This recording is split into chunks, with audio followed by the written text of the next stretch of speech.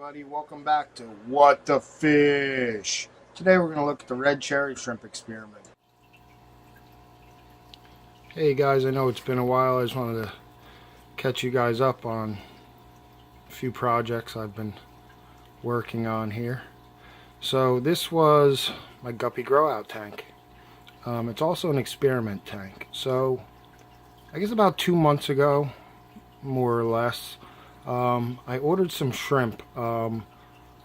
If you've ever heard of the YouTube channel Loop Diesel, Rob Flip Aquatics is his website. I ordered 20 cherry shrimp from him. Now, the bulk of my information on cherry shrimp actually came from his YouTube page. I did do some other research, and it's kind of what led to my little shrimp experiment I've got going on right now. So this is my guppy grow out tank, and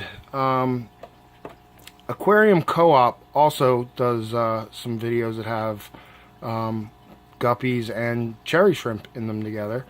So he suggested that you kind of get the guppies in there first so they start pooping, because their poop is kind of food for the shrimp, to put it in, I guess, the crudest possible terms.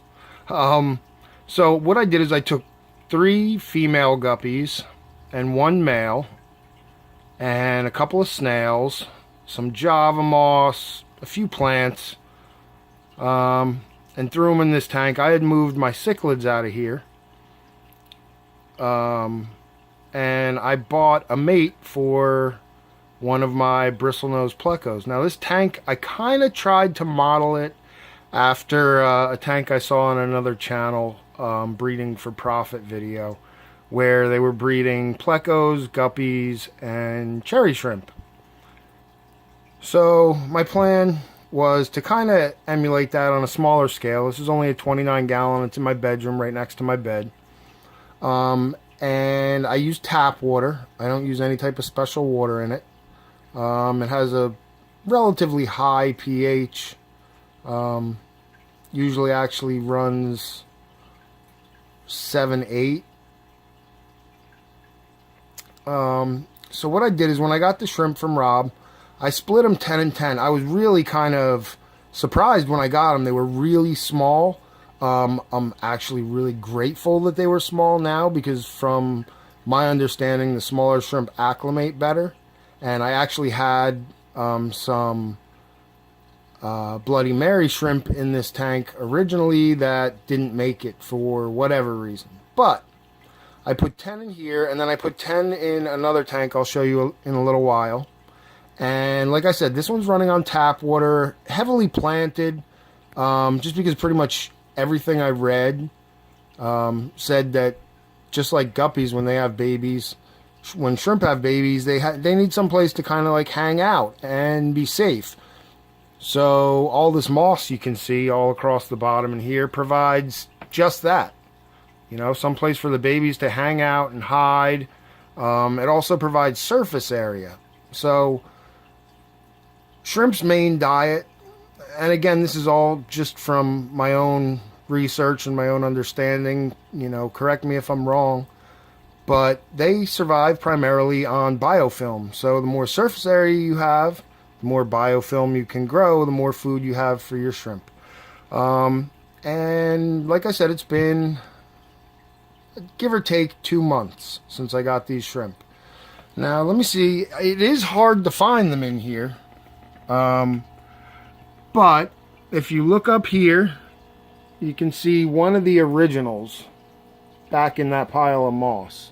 And again, it is very difficult to see them because these tanks are heavily planted. Whenever I walk around the tank and the floor creaks, they kind of get spooked and go deeper into hiding. But you can see some of the originals. So those are full size, full grown. But I also have 2 more generations behind those. And for only having the shrimp for 2 months, it's kind of cool how quickly they reproduce, and how awesome the little guys are. When they're first born, they're so tiny. I was sitting here one night watching my tank, which I often do, and all of a sudden, what I thought was an algae spot on the glass moved, and it was a baby shrimp. So I don't know if the camera will catch it, but right there, kind of centered on the front glass, there's a baby shrimp. They are just so tiny. But then I have some middle grade, middle-sized ones as well. So I did hear stories that, you know, the YouTube channels that talk about shrimp overemphasize the ease with which you can breed them. I did have a failure to start with. I started out with 4 blood red or Bloody Mary shrimp, and they all died. But this time, of course, the plants are much more established in the tank than the original 4 I put in as well, and I've done a lot more research too. But mostly the conditions are the same. The environment's the same. It's just, you know, I don't do anything special. In fact, on this tank, it only gets a water change about once a month. I top it off, but I don't change the water because the nitrates are low. The plants are taking up the nitrates, and you can't really see it. But I also have pothos growing out the top, and those big stems are 2 mangrove seeds, which are notorious nitrate suckers, I guess you could call them. So that's helping as well, I'm sure, keeping nitrates down. But I also have the 2 sponge filters, which at any given time you can look over and see 15 or 20 shrimp in between all the little layers of the filters. So yeah, so this is one half of the experiment, which was basically just a set it and forget it system with guppies, plecos, bristlenose plecos, and snails and shrimp.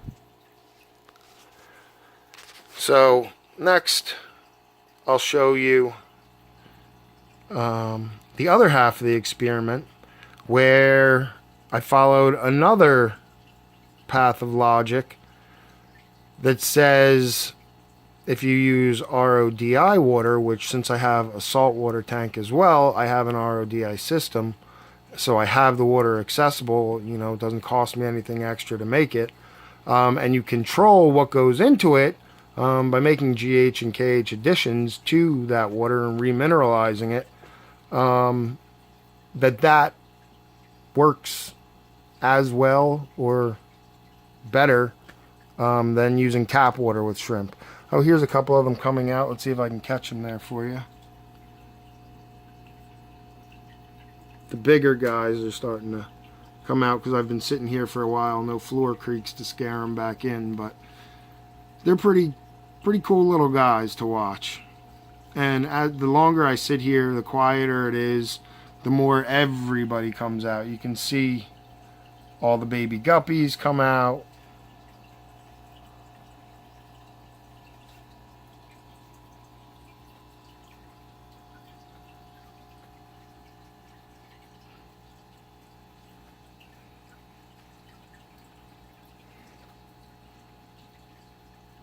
And now the original 4 guppies that I put in here, the 3 females and the male, I took them out.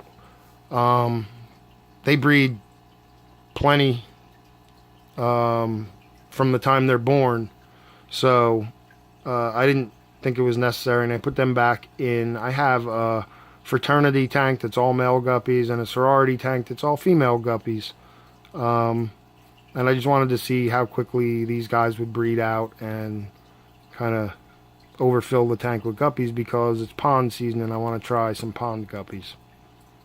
Alright, so let's go look at part 2 of the shrimp experiment.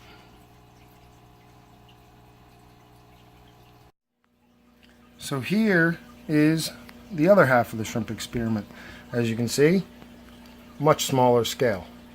This is a little 1.5 gallon fish bowl. Sits right next to my computer so that I'm always looking at it. Again, pretty heavily planted. This actually started out originally, it was just plants and snails. As you can see, I have an abundance of snails in this tank because there's no predators in there for them whatsoever, so they are running rampant in here. And this is where the other 10 cherry shrimp went. So now, again, heavily planted, very hard to see them most times. But in here, it's a lot easier to find the babies, usually, because they'll cling to a piece of the guppy grass right near the front glass somewhere. But, of course, because I'm trying to find them, that's not going to be the case. But needless to say, in here as well, I have 3 generations already of cherry shrimp. For some reason, the ones in this tank, this is the tank I told you I use RODI water and I remineralize. For some reason, the shrimp in here aren't very colorful. I don't know why it is or what, if it has to do with the remineralization and using that type of water. But they definitely aren't as red as the ones in the other tank. The difference in this tank, of course, there's 2 species that are missing. There's no bristlenose pleco, and of course there's no guppies. So it's just shrimp and snails and plants. And again, there's one of those mangrove seeds, some guppy grass, and a whole lot of Java moss. Java moss started with a couple of strings, and the guppy grass, same thing, a couple of strings, and it's just filled the tank very nicely. I think it looks really nice. And of course the sponge filter, make sure that the water continues to circulate, doesn't become stagnant or anything like that. So yeah, and then these guys have a neighbor project that was, I was in Walmart one day and I saw this thing. They're Triops. About a week, maybe a week and a half ago. And I bought it, got home, put them in the tank, did what the directions said, and nothing. So I did a little bit of research on them and I found that the eggs are in sort of like suspended animation until the right conditions are reached. So that's what happens when the right conditions are reached within a week of hatching. If any of you are from the beach or the shore and you know what a horseshoe crab is, they look like exactly like little tiny horseshoe crabs, except that, let's see if we can get close enough up on one of these guys. I don't know if you can see it, they have a split tail. It's like a 2-pronged tail. Unlike a horseshoe crab, which of course has that long, pointy single tail. But they're pretty cool little guys too. I don't know how long they'll last. I don't know if they'll breed. I don't know a whole lot about them. Like I said, I saw them on a shelf at Walmart, and one of the ways I keep the hobby fresh for myself is I try new and different things and see what happens.